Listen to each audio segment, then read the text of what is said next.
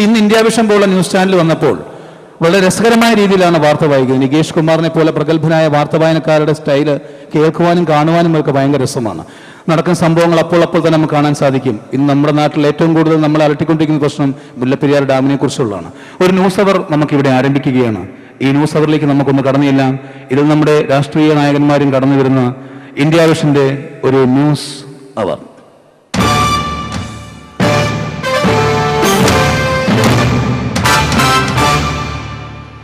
നമസ്കാരം. പ്രധാന വാർത്തകൾ. മുല്ലപ്പെരിയാർ പ്രശ്നം ചർച്ച ചെയ്യുന്നതിന് വേണ്ടി ബഹുമാനപ്പെട്ട മുഖ്യമന്ത്രി വി.എസ്. അച്യുതാനന്ദൻ ഇന്ന് രാവിലെ 11 മണിക്കുള്ള വിമാനത്തിന് ന്യൂഡൽഹിക്ക് പുറപ്പെടുകയാണ്. തിരുവനന്തപുരം വിമാനത്താവളത്തിൽ ഞങ്ങളുടെ പ്രതിനിധി രാജേഷ് ഇപ്പോൾ ലൈനിലുണ്ട്. രാജേഷ്, എത്ര മണിക്കാണ് മുഖ്യമന്ത്രിയും സംഘവും വിമാനത്താവളത്തിലെത്തിയത്? എത്ര മണിക്കാണ് അദ്ദേഹത്തിന് ന്യൂഡൽഹിക്കുള്ള വിമാനം? ഈ മുല്ലപ്പെരിയാർ പ്രശ്നം ഏത് രീതിയിൽ ചർച്ച ചെയ്ത് തീർക്കാമെന്നാണ് അദ്ദേഹം വിശ്വസിക്കുന്നത്? ആ കാര്യങ്ങൾ വ്യക്തമായിട്ടൊന്ന് പറയൂ. ഏതാണ്ട് 9 മണിയോടുകൂടിയാണ് മുഖ്യമന്ത്രി സംഘവും തിരുവനന്തപുരം വിമാനത്താവളത്തിലെത്തിയത്. ഏതാണ്ട് 11 മണിക്കാണ് അദ്ദേഹത്തിന് ന്യൂഡൽഹിക്കുള്ള വിമാനം. മുല്ലപ്പെരിയാർ പ്രശ്നം തമിഴ്നാട് മുഖ്യമന്ത്രിയുമായി സംസാരിച്ച് ഒത്തുതീർപ്പിലെത്തിക്കാമെന്ന് തന്നെയാണ് തന്റെ വിശ്വാസമെന്ന് അദ്ദേഹം ഞങ്ങളോട് പറയുകയുണ്ടായി. വളരെ വ്യക്തവും ശക്തവുമായ രീതിയിൽ പറയുകയാണെങ്കിൽ മുല്ലപ്പെരിയാർ പ്രശ്നം തമിഴ്നാട് മുഖ്യമന്ത്രിയുമായി ചർച്ച ചെയ്യും.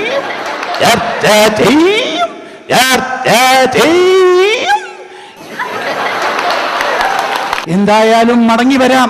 ഇപ്പോൾ കൊച്ചി സ്റ്റുഡിയോയിൽ ബഹുമാനപ്പെട്ട മുൻ മുഖ്യമന്ത്രിയും പ്രതിപക്ഷ നേതാവുമായ ശ്രീ ഉമ്മൻചാണ്ടിയുണ്ട്. നമുക്ക് അദ്ദേഹത്തോട് ചോദിക്കാം. നമസ്കാരം. ഒരു പ്രതിപക്ഷ നേതാവ് നിലയിൽ ഈ മുല്ലപ്പെരിയാർ പ്രശ്നം ഏത് രീതിയിൽ തീർക്കാമെന്നാണ് താങ്കൾ വിശ്വസിക്കുന്നത്? അതായത് ഗവൺമെന്റ് ശരിയല്ല.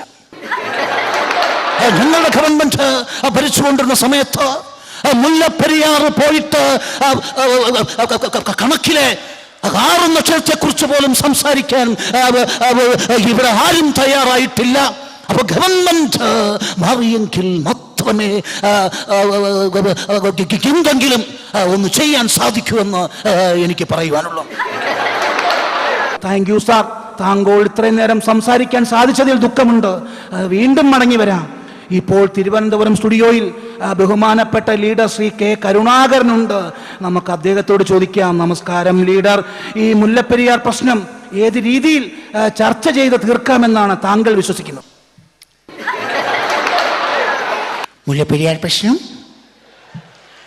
അതാണോ ഇവിടുത്തെ ഏറ്റവും വലിയ പ്രശ്നം? എല്ലാവർക്കും മുല്ലപ്പെരിയാർ പ്രശ്നം തീർക്കുന്നതിനെ കുറിച്ചാണ്. ഇവിടെ ഒരു കുടുംബം അനാഥമായിട്ട് ആ പ്രശ്നം തീർക്കാൻ ആർക്കും സമയമില്ല. മുല്ലപ്പെരിയാർ പ്രശ്നം തീർക്കാൻ പറ്റും. ഇവന്മാരെയെല്ലാം മുല്ലപ്പെരിയാറ്റി മുക്കി കൊന്നാ മതി, അതോടെ തീരും. ഇതേപോലെയാണ് നമ്മുടെ നാട്ടിലെ ന്യൂസ് അവറുകൾ നടന്നുകൊണ്ടിരിക്കുന്നത്. മലയാള സിനിമയിലെ താരങ്ങളെ ഇതിനു മുമ്പ് പല ഭാവത്തിലും പല രൂപത്തിലുമൊക്കെ അവതരിപ്പിച്ചിട്ടുണ്ട്. നമ്മുടെ താരങ്ങളുടെയൊക്കെ ഒരു ശബ്ദങ്ങൾ മാത്രമേ നമ്മൾ എല്ലാവരും കേട്ടിട്ടുള്ളൂ, പലരും അനുകരിക്കുമ്പോൾ. എന്നാൽ താരങ്ങൾക്കൊക്കെ കാലഘട്ടത്തിനനുസരിച്ചുള്ള ഒരുപാട് ശബ്ദവ്യത്യാസങ്ങളുണ്ട്. ഒരു കുഞ്ഞ് ജനിച്ചു വീഴുമ്പോൾ കരയുന്ന ശബ്ദമല്ല 5 വയസ്സുള്ളപ്പോൾ, പിന്നെ 10 വയസ്സുള്ളപ്പോൾ, 25 വയസ്സുള്ളപ്പോൾ, 50 വയസ്സുള്ളപ്പോൾ, 80 വയസ്സുള്ളപ്പോൾ. കാലഘട്ടത്തിനനുസരിച്ചിട്ട് മനുഷ്യൻ്റെയും ജീവിയുടെയും മൃഗങ്ങളുടെയും ഒക്കെ ശബ്ദം മാറിക്കൊണ്ടിരിക്കുകയാണ്. മലയാള സിനിമയിലെ താരങ്ങൾക്കും ഈ മാറ്റമുണ്ട്. നമുക്ക് ആ മാറ്റങ്ങളിലേക്ക് ഒന്ന് കടന്നു ചെല്ലുകയാണ്. മലയാള സിനിമയുടെ നമ്മുടെ പ്രിയങ്കരനായ അനശ്വരനായ നായകൻ ശ്രീ നസീർ സാർ. അദ്ദേഹത്തിൻ്റെ ശബ്ദമെന്ന് പറയുമ്പോൾ തന്നെ നമ്മുടെ മനസ്സിൽ ഓടിയെത്തുന്നത് സ്ഥിരം ഒരു ശബ്ദമുണ്ട്. പ്രിയമുള്ള എൻ്റെ നാട്ടുകാരെ, മരിച്ചു പോയെങ്കിലും ഇവിടെ നിന്ന് നിങ്ങളെ കാണുവാൻ സാധിച്ചതിൽ എനിക്കൊരുപാട് സന്തോഷമുണ്ട്. എന്നാൽ ഇതല്ലാണ്ട് അദ്ദേഹത്തിൻ്റെ ശബ്ദമുണ്ടായിരുന്നു. സ്ഥിരമായിട്ട് സിനിമയിൽ നമ്മൾ കാണുന്നതാണ്. അമ്മ മരിച്ചു കിടക്കുമ്പോൾ ഇദ്ദേഹം മരിക്കാറായി കിടക്കുമ്പോൾ അദ്ദേഹം എവിടെയെങ്കിലും പഠിക്കാൻ പോയിരിക്കുകയായിരിക്കും. അപ്പോൾ തിരിച്ചു വരും. എന്നിട്ട് സ്ഥിരമായി കാണുന്ന ഒരു സീനാണ്, പഴയ സിനിമയിലെ സീനാണ്, ഇപ്പോൾ നമ്മൾ ഏഷ്യാനെറ്റിലെ കണ്ടുകൊണ്ടിരിക്കുന്നതാണ്. അന്നത്തെ അദ്ദേഹത്തിൻ്റെ സ്റ്റൈല്, അമ്മേ, അമ്മയുടെ ബാവുമോൻ വന്നിരിക്കുന്നു, അമ്മേ കണ്ണു തുറന്ന് നോക്കമ്മേ, അമ്മയുടെ ബാവുമോൻ SSLC ഫസ്റ്റ് ക്ലാസ്സോടുകൂടി പാസ്സായി, അമ്മേ കണ്ണു തുറന്ന് നോക്കമ്മേ, അമ്മേ അമ്മേ അമ്മേ അമ്മേ അമ്മേ അമ്മേ എന്ന് പറഞ്ഞൊരു സ്റ്റൈൽ ഉണ്ടായിരുന്നു. പിന്നീട് കുറെ കാലം അദ്ദേഹം ജഡ്ജിയായിട്ട് അഭിനയിക്കും. അന്ന് അദ്ദേഹത്തിന്റെ പെങ്ങളെയോ ഭാര്യ ആരെങ്കിലും നശിപ്പിച്ചിട്ടുണ്ടാവും. വർഷങ്ങൾക്ക് ശേഷം ഒരു വല്ലാതെ ചാണകമൊക്കെ എടുത്ത് തലയിൽ വെച്ച് കൊടുത്തൊരു വിഗും ഒരു കോട്ടും ഒരു മീശയും ഒരു പൈപ്പും ഒരു തോക്കും ഒക്കെ ആയിട്ട് വരും. എന്നിട്ട് സ്ഥിരം പറഞ്ഞ ഡയലോഗുണ്ട്, ബാല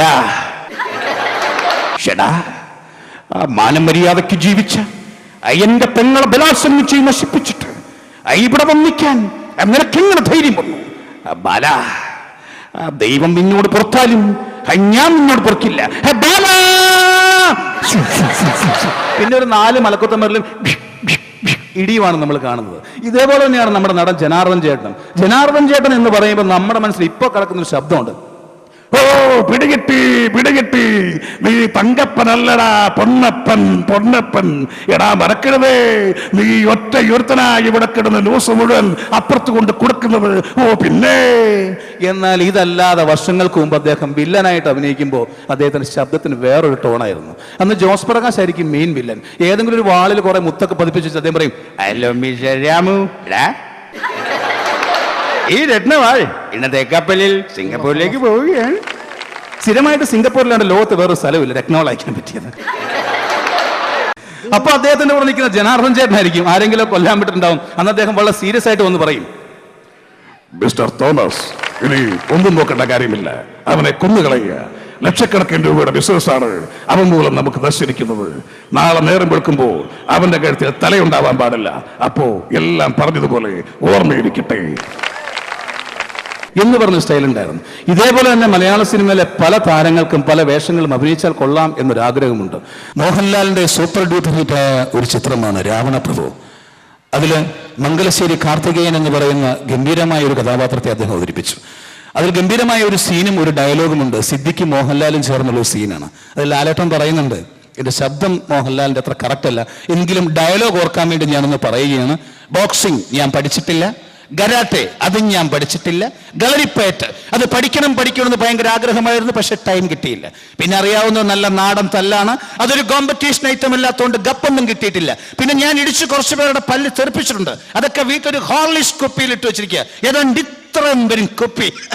ഈ ഡയലോഗ് മലയാള സിനിമയിലെ പല താരങ്ങൾക്കും ഒന്ന് അഭിനയിച്ചാൽ കൊള്ളാമെന്നൊരു ആഗ്രഹം. ഇനി റീഷൂട്ട് ചെയ്യാൻ പറ്റില്ലല്ലോ, അതുകൊണ്ട് ആ ആഗ്രഹം ഞാനായിട്ട് സാധിച്ചു കൊടുക്കുകയാണ്. മലയാള സിനിമയുടെ നമ്മുടെ എല്ലാവരുടെയും പ്രിയങ്കരനായ ശ്രീ ലാലു അലക്സ് ആണ് കാർത്തികേയനായി ആദ്യം എത്തുന്നത്.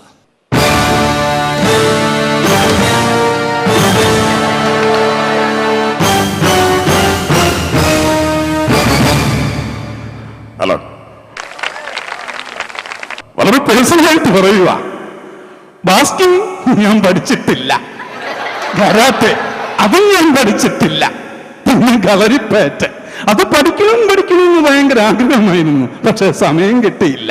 പിന്നെ അറിയാവുന്നത് നല്ല നാടൻ തല്ല, അതൊരു കോമ്പറ്റീഷൻ ഐറ്റം അല്ലാത്തതുകൊണ്ട് കപ്പൊന്നും കിട്ടിയിട്ടില്ല. പിന്നെ ഞാൻ ഇടിച്ച് കുറച്ചു പേരുടെ പല്ല് തെറിപ്പിച്ചിട്ടുണ്ട്, അതൊക്കെ വീട്ടിൽ അങ്ങ് പിറവത്ത് ഒരു ഹോർലിക്സ് കുപ്പിയിൽ ഇട്ട് വെച്ചിരിക്കുക, ഏതാണ്ട് ഇത്രയും വരും കുപ്പി.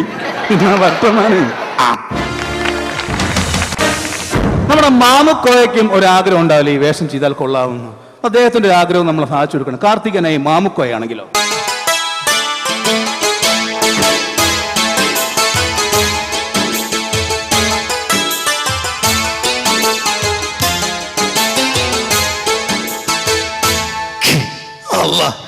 അസ്സലാമലൈക്കും.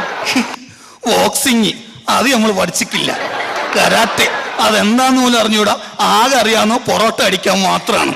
പിന്നെ കളരിപ്പയറ്റ് വാൾപ്പയറ്റ് അറിയാം, പിന്നെ അറിയാവുന്നത് നല്ല നാടൻ തല്ലാണ്, അതൊരു കോമ്പറ്റീഷൻ ഐറ്റം അല്ലാത്തതുകൊണ്ട് ഗപ്പൊന്നും കിട്ടിയിട്ടില്ല. പിന്നെ ഞമ്മളിടിച്ച് കുറച്ചു പേരുടെ പല്ല് തെറിപ്പിച്ചിട്ടുണ്ട്, അങ്ങനെ കിട്ടിയ 2 പല്ലാണ് ഈ ഫ്രണ്ടിൽ ഫിറ്റ് ചെയ്തിരിക്കുന്നത്. വർത്തമാനെ നമ്മുടെ കെ പി ഉമ്മർ, അന്തരിച്ചുപോയ കെ പി ഉമ്മർ പഴയ വില്ലൻ, അദ്ദേഹം ജീവിച്ചിരിപ്പുണ്ടായിരുന്നു. അദ്ദേഹമാണ് ആ വേഷം ചെയ്യുന്നതെങ്കിൽ അതുകൂടെ നമുക്കൊന്ന് കാണാം.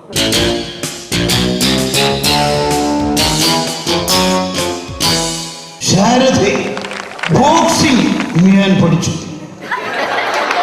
കരാട്ടെ അതും ഞാൻ പഠിച്ചിട്ടില്ല, കളരിപ്പയറ്റ് അത് പഠിക്കണമെന്ന് ഭയങ്കര ആഗ്രഹമായിരുന്നു, സമയം കിട്ടിയില്ല.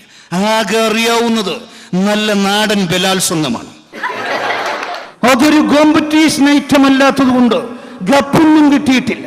കേരളത്തിലെ ഇപ്പോഴത്തെ അവസ്ഥ വെച്ച് നോക്കുമ്പോൾ ഇതും ഒരു കോമ്പറ്റീഷൻ ഐറ്റമായി മാറും. അങ്ങനെയുണ്ടെങ്കിൽ 1ാം സമ്മാനം നേടുന്നത് ഞാൻ തന്നെയായിരിക്കും. അതിനുവേണ്ടി ആരും ഉറക്കം വിളിക്കണ്ട, ഓർമ്മയിരിക്കട്ടെ. നടൻ ജഗദീഷ് ചേട്ടനാണ് ഇനി ഈ വേഷം ചെയ്യുന്നതെങ്കിൽ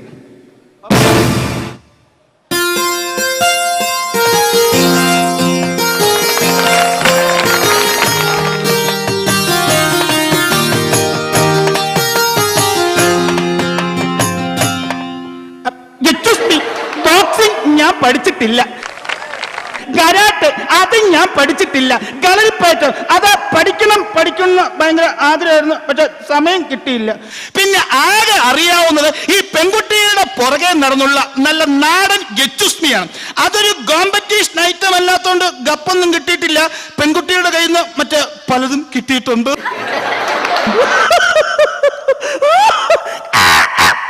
ഇപ്പോ കാക്കയുടെ കയ്യിൽ നിന്നും ശരിക്കും കിട്ടി. മനസ്സില്ലാത്ത വർഗം, ഇതിനൊക്കെ വല്ല അണ്ടർവെയർ ഇട്ട് നടന്നുകൂടെ? കാശില്ലെങ്കിൽ പറഞ്ഞാൽ മതി, ഒരെണ്ണം മേടിച്ചു തരാം. ഇതേപോലെ മരത്തിന്റെ മോളിൽ കയറി എനിക്ക് ചെയ്യാൻ അറിയാൻ പാടില്ലാത്തോണ്ടല്ല, എന്റെ സ്റ്റാറ്റസ് അനുവദിക്കുന്നില്ല. തോട്ടെ. മലയാള സിനിമയിലെ നമ്മുടെ പ്രിയങ്കരനായ കൊച്ചിൻ ഹനീഫയാണ് ഇനി വേഷം ചെയ്യുന്നതെങ്കിൽ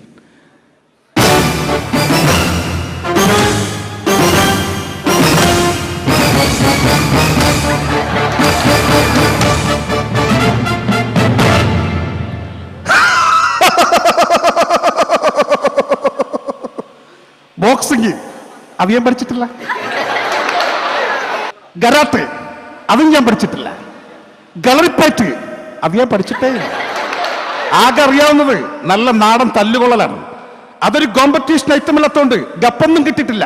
പിന്നെ ഞാൻ ഇടിച്ച് കുറച്ചുപേരുടെ പന്നികളുടെ പല്ല് തെറിപ്പിച്ചിട്ടുണ്ട്. അതൊക്കെ കൊച്ചിയിൽ ഒരു ഹോളിഷ് കുപ്പിയിലിട്ട് വെച്ചിരിക്കുക. വാട പന്നികളെ കാണിച്ചു തരാം, വാടാ വാ. നമ്മുടെ ഭൂതവും ഭാവിയും വർത്തമാനവും ഒക്കെ അറിയാൻ ഭയങ്കര ആഗ്രഹം എല്ലാവർക്കും. നമ്മുടെ പ്രിയങ്കരനായ ജ്യോത്സ്യൻ ആറ്റുകാൽ രാധാകൃഷ്ണൻ ഒരാഗ്രഹം.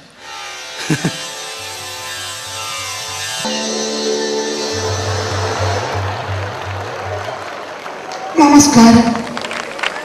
ബോക്സിംഗ് ഞാൻ പഠിച്ചിട്ടില്ല. കരാട്ടെ അതും ഞാൻ പഠിച്ചിട്ടില്ല. കളരിപ്പയറ്റ് അത് പഠിക്കണമെന്ന് ഭയങ്കര ആഗ്രഹമായിരുന്നു. യന്ത്രം ഉണ്ടാക്കാൻ തിരക്കി അത് മറന്നുപോയി. പിന്നെ ആകെ അറിയാവുന്നത് ഏലസ് ഉണ്ടാക്കിയ ആൾക്കാരെ പറ്റിക്കലാണ്. ഇനി യന്ത്രം കൊടുത്താൽ യന്ത്രം കയറ്റി കൊല്ലുമെന്ന് ആൾക്കാർ പറഞ്ഞത് കാരണം നിർത്തി. നന്ദി. ശവസംസ്കാരം. Thank you.